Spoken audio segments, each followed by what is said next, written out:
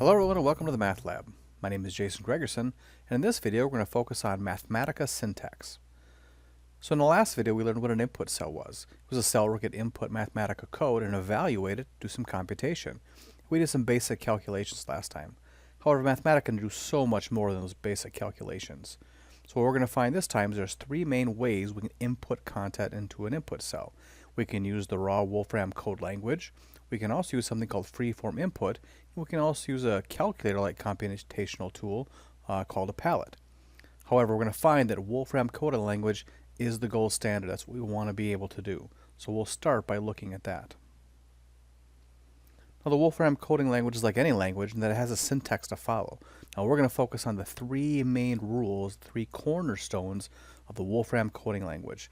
First, built-in Mathematica functions always begin with a capital letter. So they always start with a capital letter. Oftentimes the command name is actually the full name of the word we're actually using, and we'll see some examples of that later. Second one is that square brackets, these square brackets, are used to contain the arguments of a function. And lastly, curly brackets, just like this, are used for lists or ranges in our code. So for instance, a command will have the general following structure. There'll be some sort of command name, and then we'll open a square bracket to look for our arguments. We'll enter the core arguments, the key arguments, and then possibly a comma and some optional parameters we might want to put in there, some optional arguments. And then lastly, we'll close those square brackets. So let's really look at some examples. The first one is find the integer divisors of some number. And what we could do is use the divisors command as shown. So we're going to try to find the divisors. The command is divisors. We'll start with a capital D, and we'll start typing out that word. And we'll notice that as we start typing, Mathematica is going to try to autocomplete the command. I see it here and it's already selected, so I can just hit the tab to autocomplete that command. Then I'm going to open my square brackets, and I'm going to put in the argument. In this case, the argument of this function is just the number that I want to find the divisors of. And lastly, I close the square brackets to end my function. I'll hit Shift Enter to evaluate, and now I can see all the divisors of that number. Now the next one we're going to look at is the plot. So now I want to visualize a function, so I'll use the plot command to plot this function over some interval. So the command here will be plot. So I'll put my cursor in between some cells. I'll see my gray line, and I'll just start typing to open up an input cell. I'll start with a capital P and start typing the command plot. Sure enough, it auto-completes. Open up a square bracket, and now this command actually expects to have two arguments. First, it's going to say what is the function you'd like to plot. In this case, it's going to be 4 minus x squared. The second argument is going to be the range over which I want to plot this thing. So here I will enter a range of values using curly brackets. I want to use a variable of x. I want to plot this as x goes from -2 to +2. And I'll end that range that I'd like to plot over. And lastly, I have to add a square bracket to complete my command. So now when I hit Shift Enter, now I can see the plot of this function over this interval. So here I've used the Mathematica syntax to use two commands, divisors and plot. And you can imagine that any other command is going to follow the same kind of structure. However, there are some things in Mathematica that we'll want to use that we might not think of as functions. For instance, anything that's predefined in Mathematica is basically a function or command. So whereas we might have a mathematical idea of the sine function, and we might think of sine as just sine of x, in Mathematica sine is a function, and therefore it needs to start with a capital letter, and the argument needs to have square brackets. So if I wanted to find the sine of pi, for instance, I would have to use capital S in square brackets.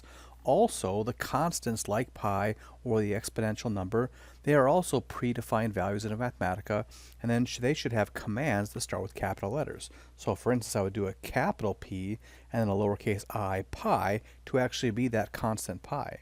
And now I will close my square brackets, and if I evaluate that, I should get the value that I expect, which sine of pi would be of 0. Now for instance, if we had maybe not capitalized our command S, I would get something that looked like this. And I can see right away by looking at that there's some problem, because right now that SIN is all in a blue font, whereas if I use a capital, it'd be a black font. So once Mathematica recognizes it as a known command, it will turn the font from blue to black. So that way, and color can help me identify that I've made a mistake. Also, if I had typed capital S, but instead maybe used parentheses instead of my square brackets, I can also see that I have some red font for those parentheses because there's some sort of error again. Mathematics is trying to tell me that I should use square brackets instead. Same thing if I use a lowercase in pi. It turns blue, telling me that it doesn't recognize what pi stands for in this case, and I have to use a capital letter. So mathematics is going to try to help guide my syntax by using font to let me know when I have mistakes. So lastly, we've seen that square brackets surround the arguments of function, and we've seen that curly brackets are used for arguments and ranges and lists. What about parentheses? Parentheses are only used really in the mathematical sense, so for order of operation. So for instance, if I created a new math cell and I wanted to take 2 plus 3 divided by 4, this says take 2 plus 3 divided by 4. If I wanted 2 plus 3 in the numerator, well then I would use parentheses. So it's really just a standard use for order of operations in the mathematical sense. And then lastly, so we have all the syntax and it's very easy to make mistakes, forget comments, use the wrong things. So how can we get support? Well, we can use the help menu. So the help menu is one of the core strengths of Mathematica. It really is an excellent resource for getting help. There's two main ways we can access the Help Center. One is through the Documentation Center. To do that, we simply go up here to the top, we click on Help, and we select Wolfram Documentation. It will open up this window. Here we could certainly navigate to look for commands to find out and then see the help to use them. We could also go up here and search for commands. For instance, we looked at the command plot.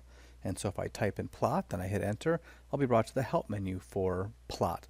And what I'll see is that here, and we'll make this a little bit bigger, is it will show me the general command form, so plot that takes some sort of function, and here's my range of values.